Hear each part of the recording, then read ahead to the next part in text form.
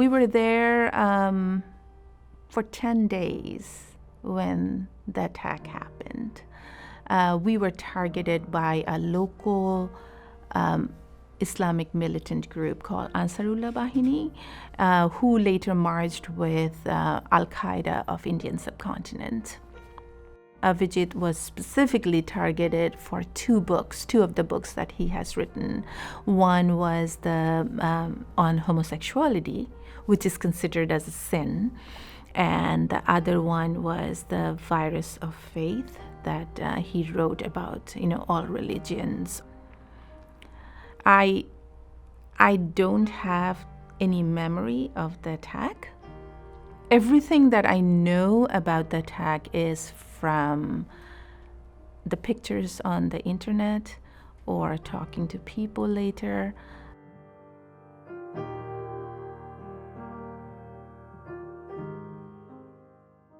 Avijit had multiple machete stabs on his head, on his body. I lost my thumb, and also I have 4 machete stabs on my head. Like they're like 6 to 7 inches long, and I also have cuts on my most of my fingers don't work because there were cuts all through my hands. And I stood up and I started asking for help, and people are just so scared. Nobody came forward.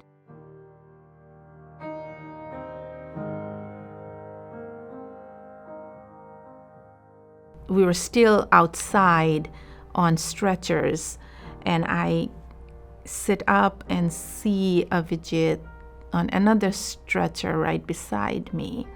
I kept saying, I am okay, treat him first. If needed, fly him to Singapore. I will bear the expenses. And I think they took him inside to the operation theater, and he never came back.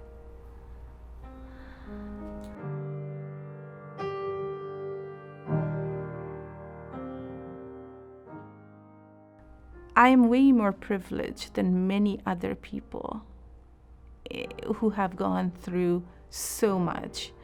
And what is my excuse? Not to live, not to hope. We live in a multicultural society, and there are people with so many different kinds of faith, and there are people without faith.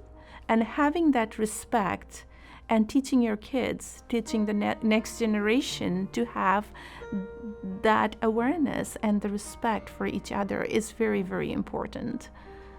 I think understanding just the history of religion will give us the awareness that, my religion is not the only religion.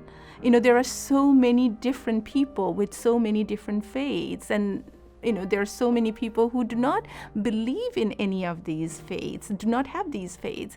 So understanding this diversity and understanding that, all these are part of our human society is, I think, at the center of creating a more flexible, educated, and respectful generation.